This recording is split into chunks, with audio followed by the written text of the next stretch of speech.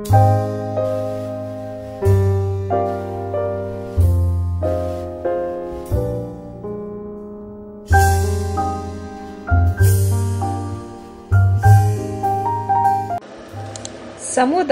BEML ನಗರ KGF 1975ರ ಆಂತರಿಕ ತುರ್ತು ಪರಿಸ್ಥಿತಿಯನ್ನು ವಿರೋಧಿಸಿ ಸೆಟದ ಮನಸ್ಸುಗಳು ಒಂದೆಡೆ ಸೇರಿ ಪ್ರತಿರೋಧದ ಮಾರ್ಗಗಳನ್ನು ಹುಡುಕುವಾಗ ಜನಸಮುದಾಯದ ಸಾಕ್ಷಿಪ್ರಜ್ಞೆಯಾಗಿ ಸಾಂಸ್ಕೃತಿಕ ನೆಲೆಯಲ್ಲಿ ಕೆಲಸ ಮಾಡುವ ಸಂಘಟನೆಯಾಗಿ ಮೂಡಿಬಂದ ಹೆಸರು ಸಮುದಾಯ.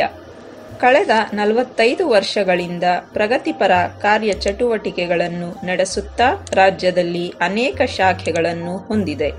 ಜನಸಾಮಾನ್ಯರಲ್ಲಿ ವೈಚಾರಿಕ ಮನೋಭಾವನೆಗಳನ್ನು ಬೆಳೆಸಲು ಹಾಗೂ ಸಾಮಾಜಿಕ ಅನಿಷ್ಟಗಳಾದ ಮೂಢನಂಬಿಕೆ, ವಾಮಾಚಾರ, ಭಾನಾಮತಿಯಂತಹ ಪಿಡುಗುಗಳ ವಿರುದ್ಧ ಕಾರ್ಯಕ್ರಮಗಳನ್ನು ಹಮ್ಮಿಕೊಂಡು ಬರುತ್ತಿದೆ. ಮಹಿಳೆಯರ, ದಲಿತರ ಮತ್ತು ಎಲ್ಲಾ ಬಗೆಯ ಶೋಷಿತ ವರ್ಗಗಳಲ್ಲಿ ಜಾಗೃತಿ ಮೂಡಿಸಲು ಹಾಗೂ ಈ ನಾಡಿನ ಬಹುಮುಖಿ ಸಂಸ್ಕೃತಿಯ ಮೇಲೆ ತಮ್ಮ ಏಕಮುಖಿ ಸಂಸ್ಕೃತಿ ಹೇರುವುದರ ವಿರುದ್ಧವಾಗಿ ಅನೇಕ ಸಾಂಸ್ಕೃತಿಕ ಜಾಥಾಗಳನ್ನು ಹಮ್ಮಿಕೊಂಡಿದೆ. ಈ ದೇಶದ ಜಾತ್ಯತೀತತೆ, ಸಾರ್ವಭೌಮತೆ ಮತ್ತು ಅಖಂಡತೆಯನ್ನು ಎತ್ತಿ ಹಿಡಿಯಲು ಶ್ರಮಿಸುತ್ತಿದೆ. ಸಮುದಾಯ ಬೆಮೆಲ್ ನಗರ ಘಟಕವು 1980ರಲ್ಲಿ ಆರಂಭಗೊಂಡಿತು. ಈ ಘಟಕದ ಮೂಲಕ 1000ಕ್ಕೂ ಹೆಚ್ಚು ಕಲಾವಿದರು ರಂಗಭೂಮಿಗೆ ಪರಿಚಯಿಸಲ್ಪಟ್ಟಿದ್ದಾರೆ. ಈ ಘಟಕವು ಹಲವು ಸಾಂಸ್ಕೃತಿಕ ಜಾಥಾಗಳನ್ನು, ರಂಗ ತರಬೇತಿ ಶಿಬಿರ, ವಿಚಾರ ಸಂಕಿರಣ ಮತ್ತು ನಾಟಕೋತ್ಸವಗಳನ್ನು ನಡೆಸಿ ಜಿಲ್ಲೆಯಲ್ಲಿ ಮನೆಮಾತಾಗಿದೆ. ಹಲವಾರು ನುರಿತ ಕಲಾವಿದರು ಸ್ಥಳೀಯ ಹಾಗೂ ರಾಜ್ಯ ಮಟ್ಟದಲ್ಲಿ ನಟನೆಗಾಗಿ, ರಂಗನೇಪಥ್ಯ ಮತ್ತು ನಿರ್ದೇಶನಕ್ಕಾಗಿ ಪ್ರಶಸ್ತಿ ಪುರಸ್ಕಾರಗಳನ್ನು ಪಡೆದಿದ್ದಾರೆ. ಈ ಘಟಕವು ತನ್ನ 40ನೆಯ ವರ್ಷಾಚರಣೆಯನ್ನು ಮುಂದಿನ 1 ವರ್ಷದ ಕಾಲ ವಿವಿಧ ಕಾರ್ಯಕ್ರಮಗಳನ್ನು ಹಮ್ಮಿಕೊಂಡಿದೆ.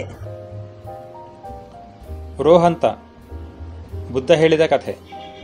ಈ ನಾಟಕವನ್ನು ದೆಹಲಿಯ ರಾಷ್ಟ್ರೀಯ ನಾಟಕ ಶಾಲೆಯ ಪದವೀಧರೆ ಹಾಗೂ ನಾಡಿನ ಖ್ಯಾತ ನಾಟಕಗಾರ್ತಿಯಾದಂತಹ ಎಸ್ ಮಾಲತಿಯವರು ರಚಿಸಿದ್ದಾರೆ. ಬುದ್ಧನ ಜಾತಕ ಕಥೆಯೊಂದನ್ನು ಆಧರಿಸಿ ಶ್ರೀಕೃಷ್ಣ ಚೈತನ್ಯರವರು ಮಕ್ಕಳಿಗಾಗಿ ಬರೆದ ರೋಹಾಂತ ಎಂಬ ಕಥೆಯೇ ಈ ನಾಟಕಕ್ಕೆ ಆಧಾರ. ಸಿದ್ಧಾರ್ಥನೆಂಬ ಯುವರಾಜ ಅರಮನೆಯ ಹೊರಗೆ ಸಂಚಾರ ಹೊರಟಾಗ ಅವನು ಇವರಿಗೂ ಕಂಡರಿಯದ ದೃಶ್ಯಗಳನ್ನು ನೋಡಿದಾಗ ಅವನ ಮನಸ್ಸು ಘಾಸಿಯಾಗುತ್ತದೆ. ಮುಪ್ಪು, ಸಾವು ತನಗೂ ಹಾಗೂ ತನ್ನ ಮಡದಿ ಮಕ್ಕಳಿಗೂ ಬರುವುದು ಖಚಿತ. ತಾನು ಇವರಿಗೂ ಅರಮನೆಯ ಒಳಗೆ ತಿಳಿದದ್ದು ಏನೂ ಇಲ್ಲ, ಇನ್ನೂ ಸಹ ತಿಳಿಯುವುದು ಅಗಾಧವಾಗಿದೆ. ತನ್ನೆಲ್ಲ ಪ್ರಶ್ನೆಗಳಿಗೆ ಉತ್ತರ ಕಂಡುಕೊಳ್ಳುವ ಹಂಬಲದಿಂದ ಅರಮನೆಯನ್ನು ತೊರೆದು ಹಲವು ವರ್ಷಗಳ ಸುತ್ತಾಟ, ತಪಸ್ಸು ಹಾಗೂ ಬಾಲ್ಯದಲ್ಲೇ ಮೇಧಾವಿ ಶ್ರಮಣ ಗುರುಗಳ ಬೋಧನೆ ಮತ್ತು ಜಿಜ್ಞಾಸೆಗಳ ಸಾರ ಲಭಿಸಿದ್ದ ಕಾರಣದಿಂದ ಸಿದ್ಧಾರ್ಥ ಬುದ್ಧ ಆಗುತ್ತಾನೆ. ಬದುಕಲು ಬಿಡು ಎಂಬ ತತ್ವದಡಿ ಜಗತ್ತಿನ ಎಲ್ಲಾ ಜೀವರಾಶಿಗಳಿಗೂ ಬದುಕುವ ಹಕ್ಕಿದೆ. ಪ್ರಾಣಿ, ಪಕ್ಷಿ ಮತ್ತು ಎಲ್ಲ ಜೀವ ಸಂಕುಲಗಳನ್ನು ನಾಶ ಮಾಡುವುದು ತರವಲ್ಲ. ಪರಿಸರ ರಕ್ಷಣೆ ನಮ್ಮೆಲ್ಲರ ಆದ್ಯ ಕರ್ತವ್ಯ ಆಗಬೇಕು ಎನ್ನುವುದನ್ನು ಬೇಟೆಗಾರ, ಜಿಂಕೆಗಳು, ಮರಕುಟಿಕ, ಆಮೆ, ರಾಜ, ರಾಣಿ ಹೀಗೆ ಪಾತ್ರಗಳ ಮೂಲಕ ಮನೋಜ್ಞವಾಗಿ ಚಿತ್ರಿಸಲಾಗಿದೆ. ನಿರ್ದೇಶಕರ ಪರಿಚಯ. ಬೆಮಲ್ ನಗರದ ಸಮುದಾಯದ ಉಪಾಧ್ಯಕ್ಷರಾಗಿರುವ ಜನಾರ್ದನರವರು ಹಲವಾರು ಬೀದಿ ನಾಟಕ, ರಂಗನಾಟಕಗಳನ್ನು ನಿರ್ದೇಶನ ಮಾಡಿದ್ದಾರೆ. ಅಲ್ಲದೆ ರಂಗನಟರಾಗಿ ಅಭಿನಯಿಸಿ ಜನಮೆಚ್ಚುಗೆ ಪಡೆದಿದ್ದಾರೆ. ಬೆಮಲ್ ಕಾರ್ಖಾನೆಯಲ್ಲಿ ನಡೆಯುವ ಜಾಗೃತಿ ತಿಳುವಳಿಕಾ ಸಪ್ತಾಹದ ಅಂಗವಾಗಿ ನಡೆಯುವ ಬೀದಿ ನಾಟಕಗಳನ್ನು ರಚಿಸಿ, ಅಭಿನಯಿಸಿ, ನಿರ್ದೇಶನ ಮಾಡಿದ್ದಾರೆ. ಹಲವು ರಂಗ ತರಬೇತಿ ಶಿಬಿರಗಳಲ್ಲಿ ಸಹಾಯಕರಾಗಿ ಹಾಗೂ ಮಕ್ಕಳ ಶಿಬಿರಗಳನ್ನು ನಿರ್ವಹಿಸಿದ್ದಾರೆ.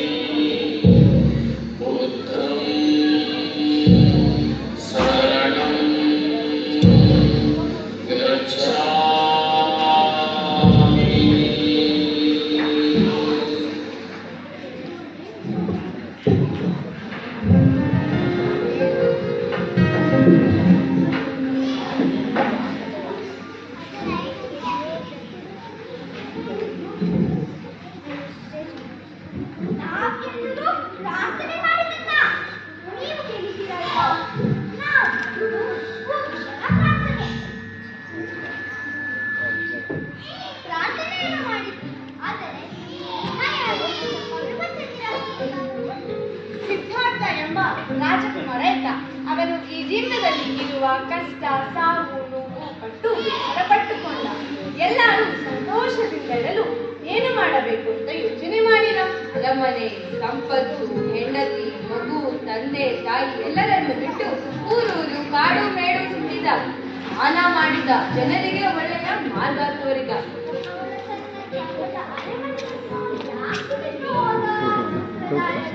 ಈಗ ನೀವೇ ನೋಡಿ.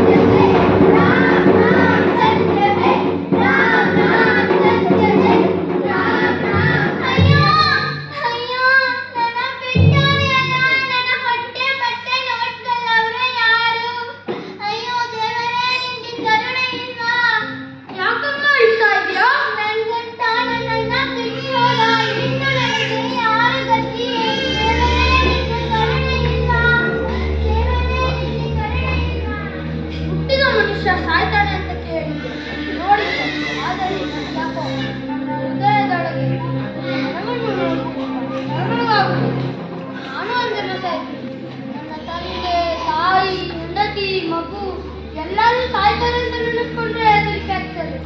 ಮನುಷ್ಯ ಸಾಯ್ದಿರೋ ತರ ಏನಾದ್ರು ಮಾಡ್ಲಿಕ್ಕೆ ಸಾಧ್ಯನಾ? ನನ್ನ ಅರಮನೆ, ಐಶ್ವರ್ಯ, ಸಂಪತ್ತು, ಸುಖ ಎಲ್ಲವೂ ನಾನು ಸತ್ರೆ ನನ್ನ ಕೈ ಬಿಟ್ಟು ಹೋಗುತ್ತೆ.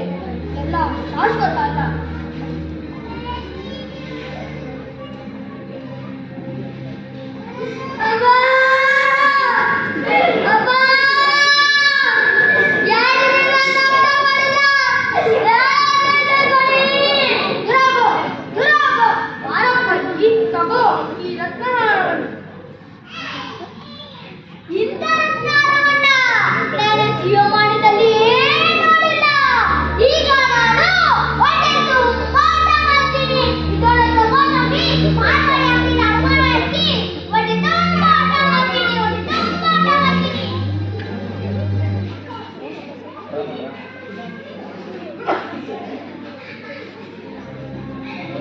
ನಮ್ಮ ಈ ಕೈ ಗಟ್ಟಿಯಾಗಿರೋವರೆಗೂ ನಾನು ನನ್ನ ಮಕ್ಕಳನ್ನ, ತಮ್ಮನ್ನೆಲ್ಲ ಚೆನ್ನಾಗಿ ನೋಡ್ಕೊಂಡೆ.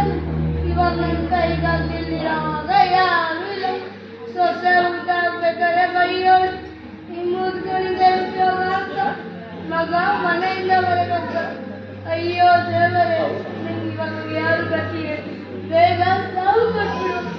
ಅಚ್ಚ, ನಿಮ್ಮ ಕಥೆ ಕೇಳಿ ನನಗೆ ತುಂಬಾ ಬೇಸರವಾಗುತ್ತಿದೆ. ನಮ್ಮ ಮನೆಯಲ್ಲಿ ಬನ್ನಿ, ನಾನು ನಿಮ್ಗೆ ಸಾಯೋರ್ಗೂ ಚೆನ್ನಾಗಿ ಗೊತ್ತಾಗ್ತೀನಿ, ಮತ್ತೆ ಚೆನ್ನಾಗಿ ನೋಡ್ಕೊಂತೀನಿ. ರಂಗ ಬಾಯಿಲಿ. ಅಜ್ಜನನ್ನು ಅರಮನೆಯ ಉದ್ಯಾನವನದಲ್ಲಿರೋ ಸಣ್ಣ ಕೋಟೆಗೆ ಕರೆದುಕೊಂಡು ಹೋಗು. ಅಲ್ಲೇ ಇರುತ್ತೆ ವ್ಯವಸ್ಥೆ ಮಾಡು. ಮತ್ತೆ ಚೆನ್ನಾಗಿರ್ತೀರಿ ಅಪ್ಪ.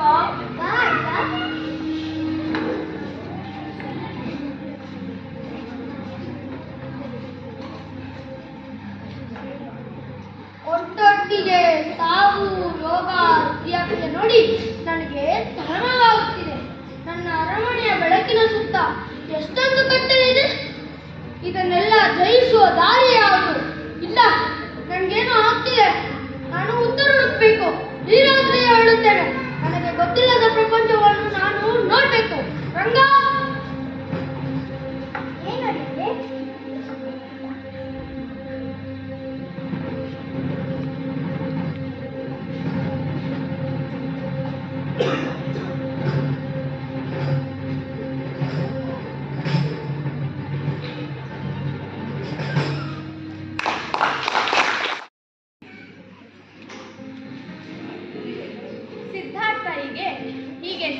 ಸಿದ್ಧಾರ್ಥ ಅರಮನೆಯ ಬಿಟ್ಟು ಹೊರಟ. ಹಲವು ವರ್ಷಗಳ ಸುತ್ತಾಟ, ತಪಸ್ಸು, ಜ್ಞಾನಗಳ ನಂತರ ಬುದ್ಧನಾದ.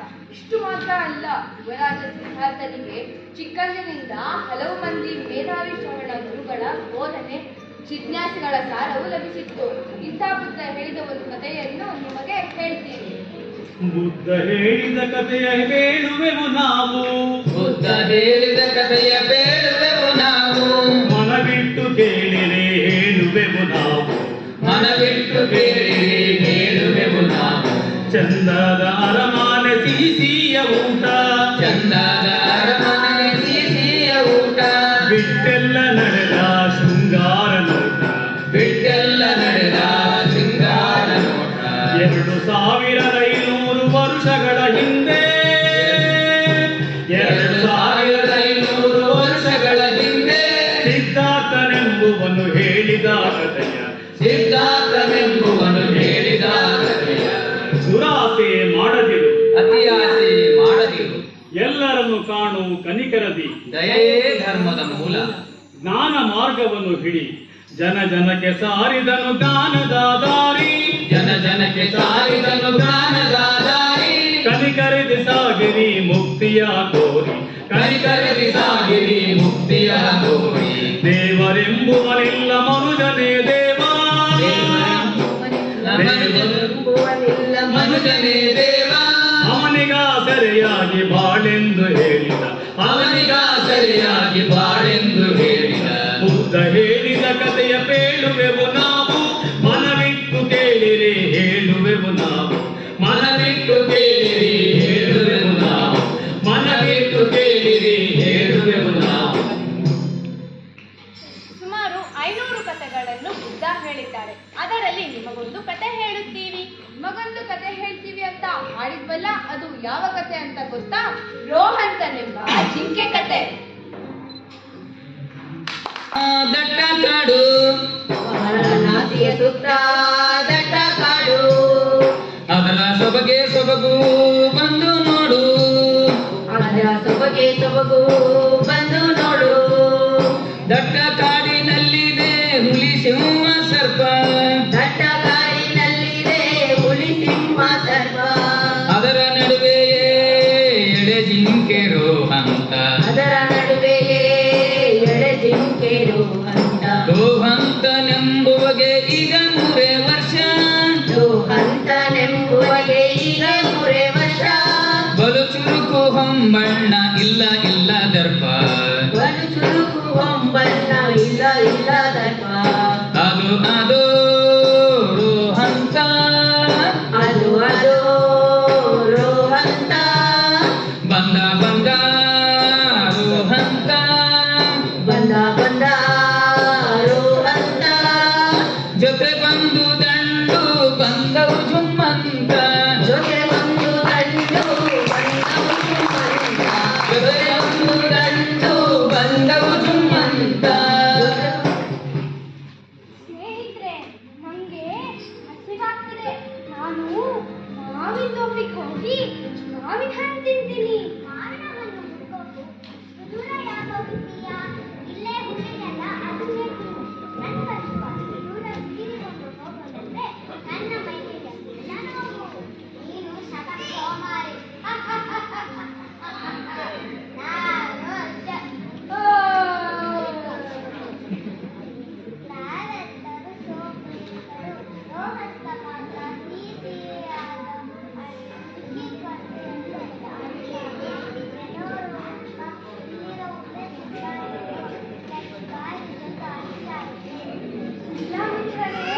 ಹಣ್ಣು ಸಿಹಿಯಾಗಿರುತ್ತೆ.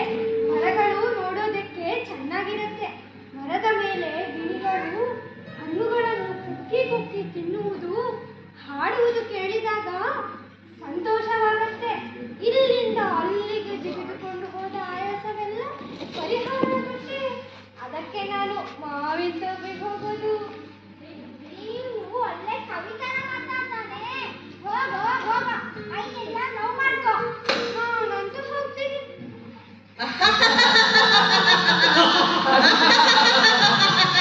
ಹೊಡ್ದ ಹೊಡ್ದ ಪೆದ್ದ, ಓಡ್ದ ಓಡ್ದ ಪೆದ್ದ, ಹೊಡ್ದ ಹೊಡ್ದ ಪೆದ್ದ, ಓಡ್ದ ಓಡ್ದ ಪೆದ್ದ.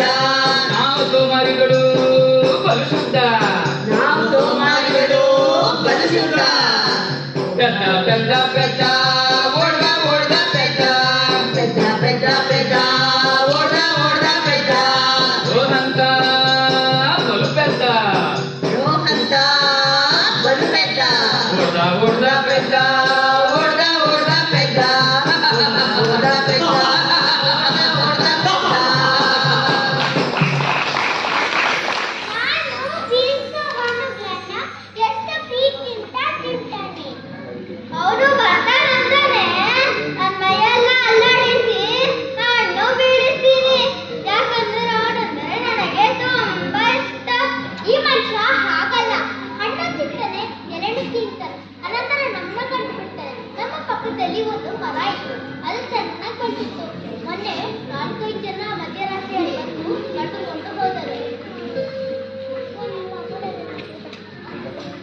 ಈ ಕಾಡು ಎಷ್ಟೊಂದು ಚೆನ್ನಾಗಿದೆ. ಈ ದಟ್ಟವಾದ ಕಾಡಿನಲ್ಲಿ ನಾವು ಜಿಂಕೆಗಳೆಲ್ಲ ಒಂದು ಕುಟುಂಬದ ಹಾಗಿದ್ದೇವೆ. ಒಮ್ಮೊಮ್ಮೆ ಹುಲಿ, ಸಿಂಹ, ಚಿರತೆಗಳ ಭಯ ಕಾಡುತ್ತೆ. ಒಂದು ಸಲ ಚಿರತೆಯೊಂದರಿಂದ ತಪ್ಪಿಸಿಕೊಳ್ಳಲು ಓದೆ ವಾರಣಾಸಿ ಅಂಚಿಗೆ ತಲುಪಿದ್ದೆ. ಬದುಕಿದೆ ಅಂತ ಅಂದುಕೊಳ್ಳುವಷ್ಟರಲ್ಲಿ 4 ಜನ ದಾನಿಗಳು ಬಂದು ಒಳ್ಳೆ ಎಳೆಮರಿ ನೋಡು, ಸುಟ್ಟು ತಿಂದ್ರೆ ಎಷ್ಟು ಚೆನ್ನಾಗಿರುತ್ತೆ ಅಂತ ಬೆನ್ನು ಹತ್ಕೊಂಡ್ರು. ಮತ್ತೆ ಬಂದು ಕಾಡಲ್ಲಿ ಸೇರ್ಕೊಂಡೆ. ಕೆಲವು ಮನುಷ್ಯರಿಗೂ ಹುಲಿ, ಸಿಂಹ, ಚಿರತೆಗಳಿಗೂ ವ್ಯತ್ಯಾಸವೇ ಇಲ್ಲ ಅನ್ನಿಸ್ತು. ಈಗ ಒಂದೆರಡು ಹಂತಿದ್ದೀನಿ. ಆಗ್ಲೇ ಎಷ್ಟೊಂದು ಗೊತ್ತಾಯ್ತು. ನಾನೇನು ಹೊರಡ್ತೀನಿ.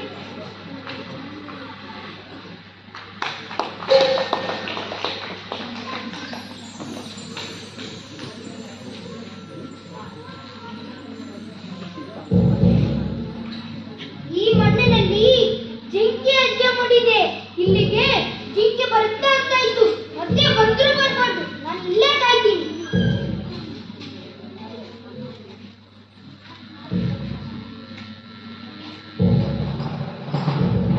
ಮತ್ತೆ ಹಂಚಿನಾಳ ಅನ್ನಿಸ್ತು. ಅದಕ್ಕೆ ಬಂದೆ.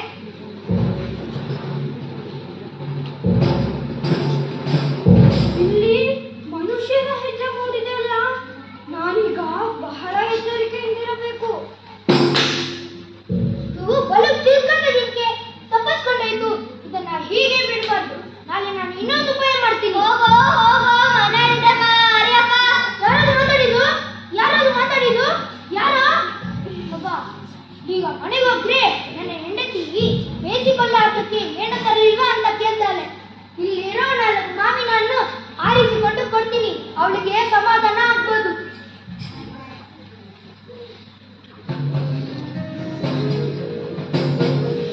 ದಿನ ಕಳೆದು ದಿನ ಬಂತು, ದಿನ ಕಳೆದು ದಿನ ಬಂತು, ಎಂದಿನಂತೆ ಎಂದು. ದಿನ ಕಳೆದು ದಿನ ಬಂತು, ಎಂದಿನಂತೆ ಎಂದು. ಯಾರ್ಯಾರಿಗೆ ಆಗಿದೆಯೋ ಯಾವ್ಯಾವ ಆಪತ್ತು, ಯಾರ್ಯಾರಿಗೆ ಆಗಿದೆಯೋ ಯಾವ್ಯಾವ ಆಪತ್ತು.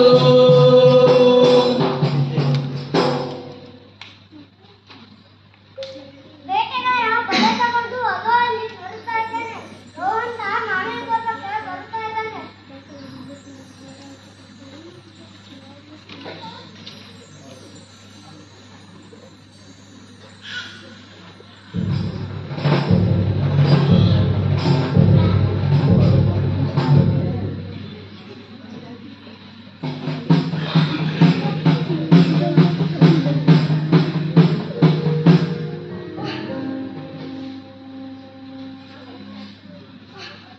ಅಯ್ಯೋ, ಮತ್ತೆ ಬಲೆಯಲ್ಲಿ ಸಿಕ್ಕಾಕೊಂಡ್ಬಿಟ್ನಲ್ಲ. ನಾನೀಗ ಏನ್ ಮಾಡೋದು? ನಾನು ಒಂದು ಉಪಾಯ ಮಾಡ್ತೀನಿ. ಸತ್ತ ಹಾಗೆ ಬಿದ್ಕೋತೀನಿ.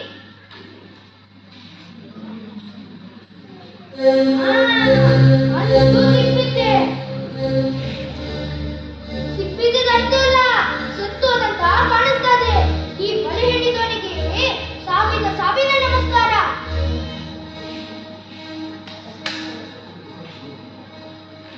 ನಾನು ಇಲ್ಲೇ ಬೇಯಿಸ್ಕೊಂಡು ತಿಂತೀನಿ. ಗಟ್ಟಿಗಾರಿಸಿ ಬೆಂಕಿ ಉರಿಸ್ತೀನಿ.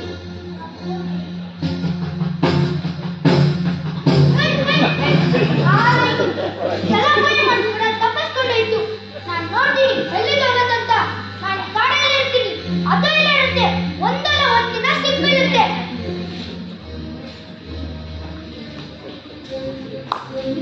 ರೋಹಂತನಿಗೆ ಈಗ ಬಲವಾದ ಚಿಂತೆ, ರೋಹಂತನಿಗೆ ಈಗ ಬಲವಾದ ಚಿಂತೆ. ಕಾಡಾಯಿತಲ್ಲ ಬೇಟೆಗಾರರ ಕಾಡಾಯಿತಲ್ಲ ಬೇಟೆಗಾರರ ಸಂತೆ. ಇರುವುದು ಇದು ಹೀಗೆ ಬೆಳಕು ಕತ್ತಲಿನಾಟ. ಇರುವುದು ಇದು ಹೀಗೆ ಬೆಳಕು ಕತ್ತಲಿನಾಟ. ಸಣ್ಣ ಪ್ರಾಣಿಯ ತಿಂದು ತೇಗುವ ದೊಡ್ಡವರ ಆಟ. ಸಣ್ಣ ಪ್ರಾಣಿಯ ತಿಂದು ತೇಗುವ ದೊಡ್ಡವರ ಆಟ, ದೊಡ್ಡವರ ಆಟ. ನಾವೀಗ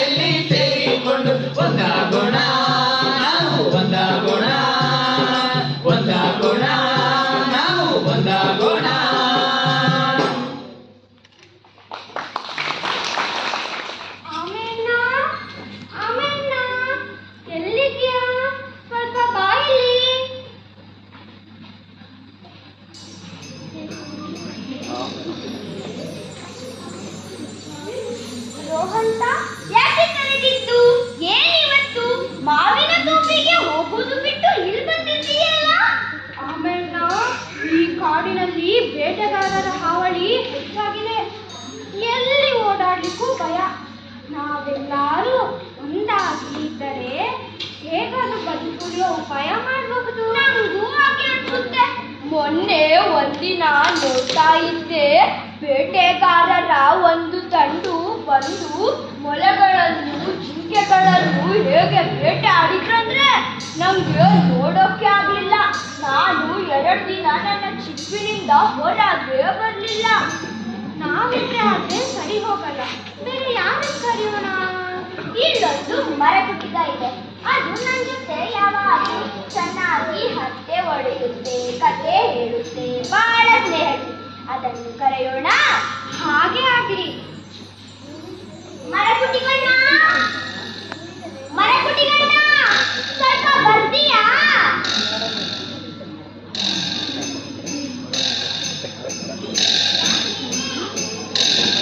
ಮರಕುಟಿಗಣ್ಣ, ಈ ಕಾಡಿನಲ್ಲಿ ಬೇಟೆಗಾರರ ಹಾವಳಿ ಹೆಚ್ಚಾಗಿದೆ. ನಾವೆಲ್ಲರೂ ಒಂದಾಗಿ ಸ್ನೇಹಿತರಾಗಿದ್ರೆ ಬೇಟೆಗಾರ ಬಂದಾಗ ಹೇಗಾದ್ರೂ ಬದುಕುಳಿಯೋ ಉಪಾಯ ಮಾಡಬಹುದು. ಸಹಾಯ ಆಗೋದಾದ್ರೆ ನಾನು ನಿಮ್ ಜೊತೆ ಸೇರ್ಕೊಂತೀನಿ.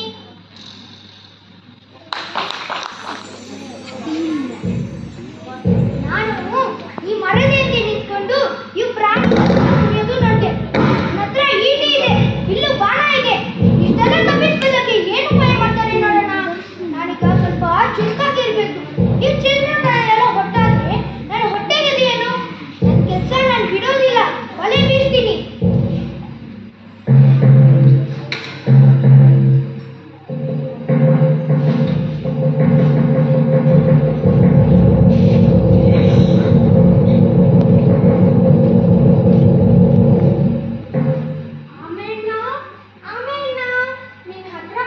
ಸ್ವಲ್ಪ ಮಾತಾಡ್ಬೇಕು, ಬರ್ತೀರಾ?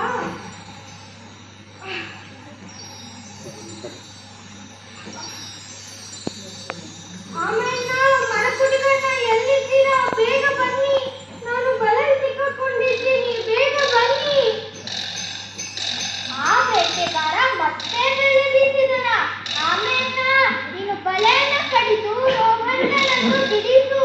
ಹಾಗೆ ಮಾಡ್ತೀನಿ. ಬಹಳ ದೊಡ್ಡ ಬಲೆ ಕಳೆದು ತುಂಡು ಮಾಡೋಕೆ ಎಷ್ಟೊತ್ತಾಗುತ್ತೋ ಏನೋ. ಅಷ್ಟರಲ್ಲಿ ಬೇಟೆಗಾರ ಬಂದಿರಬಹುದು. ಮರಕುಟಿಗಣ್ಣ, ನೀನು ಹೋಗಿ ಅವನನ್ನು ತಡಿ, ಬೇಗ ಹೋಗು.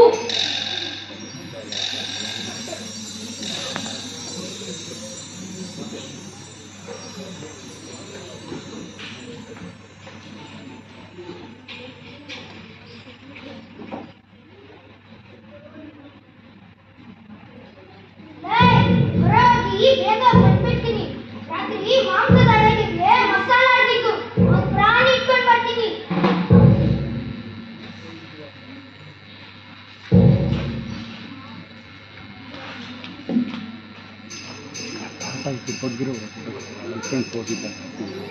ಫೋಟೋಗ್ರಫಿ ಬೇಕು. ಬೇಗ ಬನ್ನಿ, ಕತ್ತಲ ಮನೆ ಸೇರ್ಕೊಳ್ಳಿ.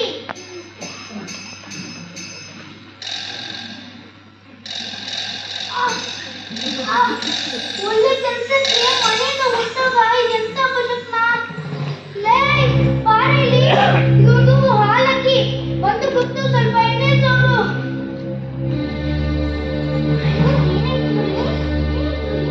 ಎಷ್ಟೊಂದು ರಕ್ತ ಸುರಿತಾ ಇದೆ. ಎಣ್ಣೆ ತರ್ತೀನಿ, ಬನ್ನಿ ಒಳಗೆ. ಇಂಥ ಅಪಶಕನಲ್ಲಿ ನಾನು ಹೊರಗೆ ಹೋಗಲ್ಲ, ಸ್ವಲ್ಪ ತಡೆಗೆ ಹೋಗ್ತೀನಿ. ಆ ಮರಕುಟಿಗ ಮನೆ ಮುಂದೆ ಕುಳಿತಾದೆ.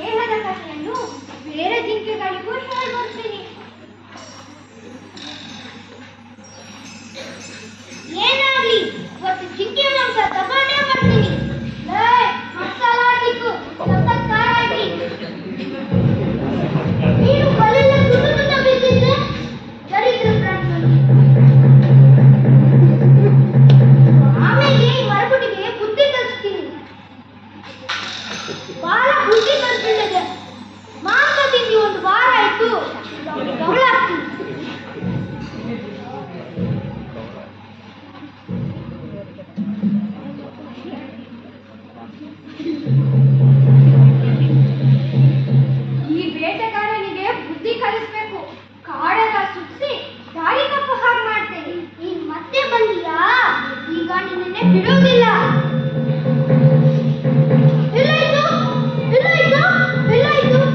ಕಾಲ ಹೋಗ್ಲಿ, ಮನೆಗೆ ಹತ್ರ ಹೋಗ್ತೀನಿ. ಎಂತ ಕತ್ತಲು, ದಾರಿನೇ ಗೊತ್ತಾಗ್ತಿಲ್ಲ. ಬೇಗ ಬೇಗ ಮನೆಗೆ ಇರ್ಬೇಕು.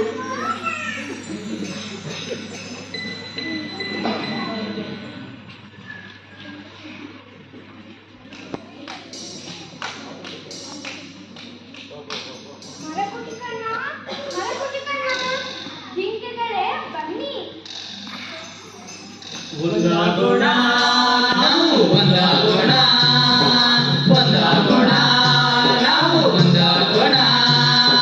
ಚಿಕ್ಕ ಚಿಕ್ಕ ಪ್ರಾಣಿಗಳೆಲ್ಲ ಒಂದೆಡೆಯಲ್ಲಿ ಸೇರಿಕೊಂಡು, ಚಿಕ್ಕ ಚಿಕ್ಕ ಪ್ರಾಣಿಗಳೆಲ್ಲ ಒಂದೆಡೆಯಲ್ಲಿ ಸೇರಿಕೊಂಡು ಒಂದಾಗೋಣ ನಾವು ಒಂದಾಗೋಣ, ಒಂದಾಗೋಣ ನಾವು ಒಂದಾಗೋಣ.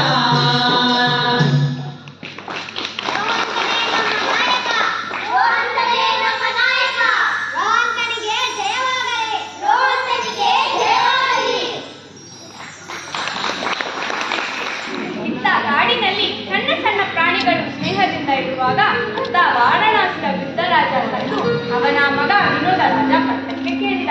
ಅವನಿಗೆ ಬೇಟೆಯ ಹುಚ್ಚು, ಅದರಲ್ಲೂ ಜಿಂಕೆಯನ್ನೇ ಬೇಟೆಯಾಡೋದು ಅವನಿಗೆ ಓದಿನ ಸಂಗತಿ. ತಾನು ರಾಜನಾಗಿದ್ದರೆ ತನ್ನ ಸುತ್ತಲೂ ಇರುವ ಗಾಳಿ ಎತ್ತಿದ ತನ್ನ ಪ್ರಜೆಗಳನ್ನು ತನ್ನೊಂದಿಗೆ ಬೇಟೆಯಾಡಲು ಬರುವಂತೆ ಆಜ್ಞಾಪಿಸುತ್ತಿದ್ದ. ಜನರಿಗೆ ಇವನ ಕಡ ತಡೆಯಲು ಆಗುತ್ತಾ ಇರಲಿಲ್ಲ. ರೋಹಂತ ಮತ್ತು ತನ್ನ ಸ್ನೇಹಿತರಿಗೆ ಪ್ರಾಣ ಭಯ ಕಾಡುತ್ತಿತ್ತು.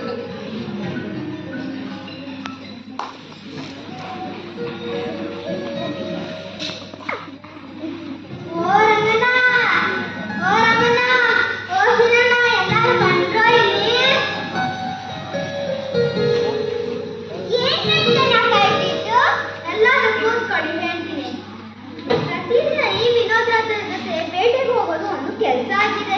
ನಮ್ಮ ಕೆಲಸ ಮಾಡ್ತೀನಕ್ಕೂ ನಮಗೆ ಪುರ್ಸೊತ್ತು ಇಲ್ಲ. ಈಗೇನ್ ಮಾಡೋದು? ಎಲ್ಲರೂ ಸೇರಿ ವಿಚಾರ ಮಾಡೋಣ ಅಂತ ಇಲ್ಲಿ ನಿಮ್ಮನ್ನೆಲ್ಲ ಕರೆದೆ. ಹೌದು ವೆಂಕಣ್ಣ, ನನ್ನ ಕೂಲಿಗೆ ಹೋದ್ರೆ ಮಾತ್ರ ನನ್ನ ಹೆಂಡತಿ ಮಕ್ಕಳಿಗೆ ಊಟ ಹಾಕ್ಬೋದು. ಆದ್ರೆ ಆ ವಿನೋದ್ ರಾಜ ಪಟ್ಟಿ ಕೇಳಿದ ಮೇಲೆ ನನ್ನ ಬೇಟೆ ಕೊಟ್ಟೇ ಕೆಲಸ ಆಗಿದೆ. ಆದ್ರೆ ನಮ್ಮ ಹೆಂಡತಿ ಮಕ್ಕಳೆಲ್ಲ ಉಪವಾಸ ಇದ್ದಾರೆ.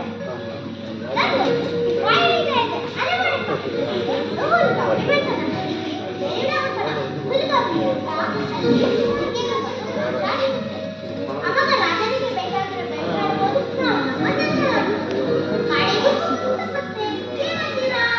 ಇದೇ ಸರಿಯಾದ ನಿರ್ಧಾರ. ಹೀಗೆ ಮಾಡೋಣ.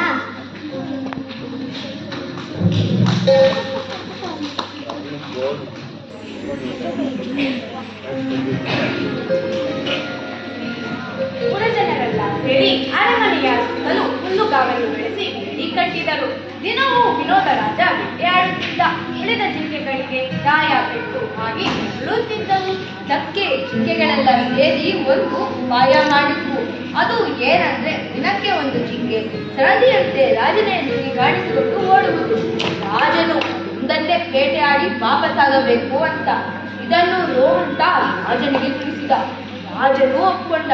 ಒಂದಿನ ಏನಾಯ್ತಂದ್ರೆ ನೀವೇ ನೋಡಿ.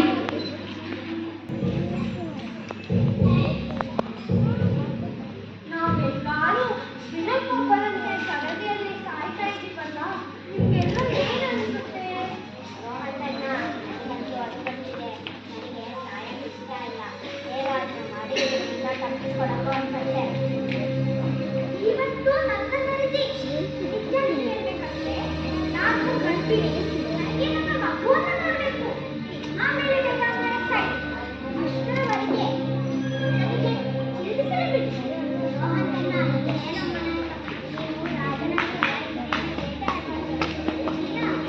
ಸರಿ, ನಾವೆಲ್ಲರೂ ಸೇರಿ ವಿನೋದ ರಾಜರ ಹತ್ರ ಹೋಗೋಣ. ನಡೆದವು ಜಿಂಕೆಗಳು ರಾಜನ ಬಳಿಗೆ, ನಡೆದವು ಜಿಂಕೆಗಳು ರಾಜನ ಬಳಿಗೆ. ಭಯವೋ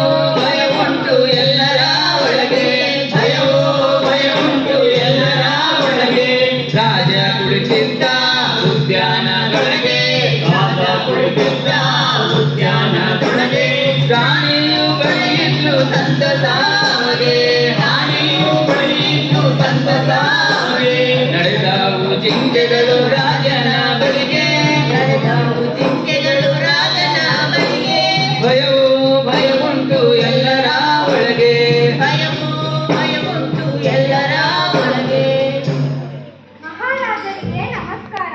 ಮಹಾರಾಜರಿಗೆ ನಮಸ್ಕಾರ. ಎಷ್ಟೊಂದು ಜಿಂಕೆಗಳು. ರಂಗ, ನನ್ನ ಬಿಲ್ಲು ಬಾಣ ತಗೊಂಡ ಇಲ್ಲ ಎಲ್ಲರಿಗೂ ಬೇಟೆಯಾಡುತ್ತೇನೆ. ಇಲ್ಲ ಸ್ವಾಮಿ, ಹಾಗೆ ಮಾಡಬೇಡಿ. ನಾವು ನಿಮ್ಮ ಹತ್ರ ಮಾತಾಡಲಿಕ್ಕೆ ಬಂದಿದ್ದು. ನೀವು ದಯವಿಟ್ಟು ನಮ್ಮ ಮಾತಿಗೆ ಕಿವಿ ಕೊಡಬೇಕು. ಪಾಪ, ಸಾಧು ಪ್ರಾಣಿಗಳು ಎಷ್ಟು ಮುದ್ದಾಗಿದ್ದಾರೆ. ಏನು ಹೇಳುತ್ತಾವು ಕೇಳಿ.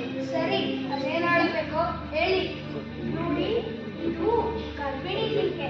ಇವತ್ತಿನ ನಿಮ್ಮ ಬೇಟೆಯ ಸರದಿಯಲ್ಲಿ ಇವಳಿದ್ದಾಳೆ. ಇವಳಿಗೆ ಸಾಯೋದಿಕ್ಕೆ ಇಷ್ಟ ಇಲ್ಲ. ಅದಕ್ಕೆ ನೀವು ಬೇಟೆ ಆಡಬಾರ್ದು ಅಂತ ಹೇಳೋದಿಕ್ಕೆ ಬಂದ್ರಿ. ಅದಕ್ಕೆ ಸಾಧ್ಯ. ನನಗೆ ದಿನಕ್ಕೆ ಒಂದು ಜಿಂಕೆ ಬೇಟೆಯಾಗಿದೆ. ನಿದ್ದೆ ಬರುವುದಿಲ್ಲ.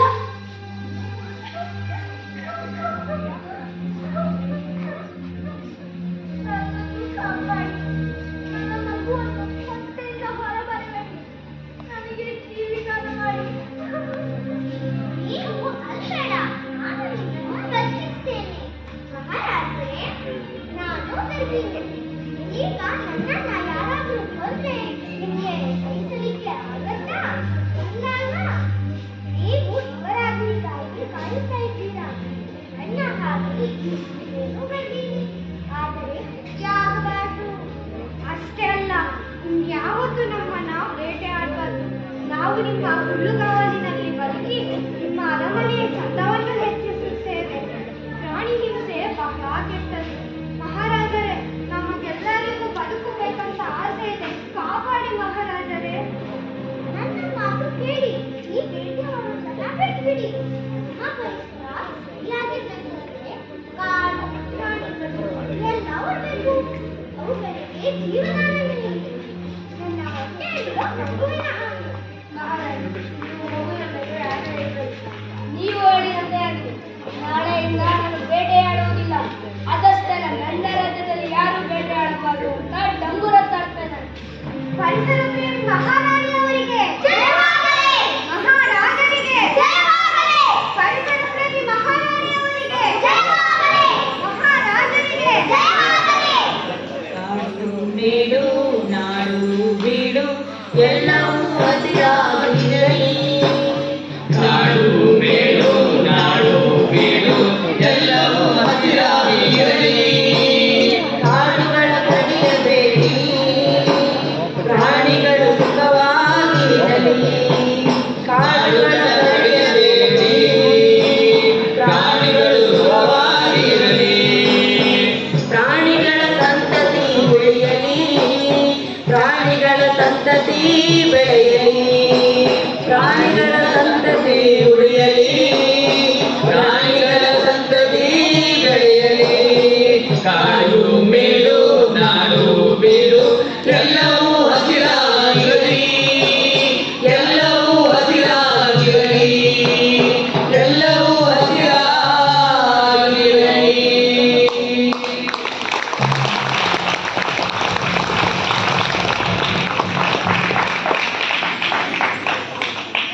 ಆತ್ಮೀಯ ಕಲಾಭಿಮಾನಿಗಳೇ, ಇದುವರೆಗೂ ತಾವು ರೋಹಿತ ಬುದ್ಧ ಹೇಳಿದ ಕತೆ ಎಂಬತಕ್ಕಂತಹ ಶಿಬಿರಾರ್ಥಿಗಳಿಂದ ನಡೆಸಿಕೊಟ್ಟಂತಹ ನಾಟಕವನ್ನು ತಾವೆಲ್ಲರೂ ನೋಡಿದ್ದೀರಾ. ಈಗ ಪಾತ್ರ ಪರಿಚಯವನ್ನು ಮಾಡಿಕೊಡ್ತಾ ಇದ್ದೀನಿ. ಹರ್ಷಿಕಾ ಸೂತ್ರಧಾರಿ, ಯೋಗೇಶ್ವರನ್ ಬೇಟೆಗಾರ,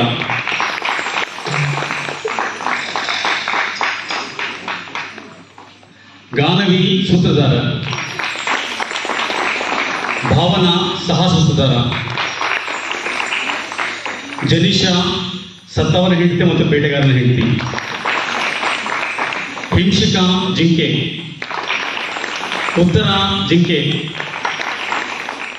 ಈ ಶಿಬಿರದ ಮತ್ತೊಬ್ಬ ನಿರ್ದೇಶಕರಾದ ರವೀಂದ್ರ ಅವರು ವೇದಿಕೆ ಮೇಲೆ ಬರಬೇಕು.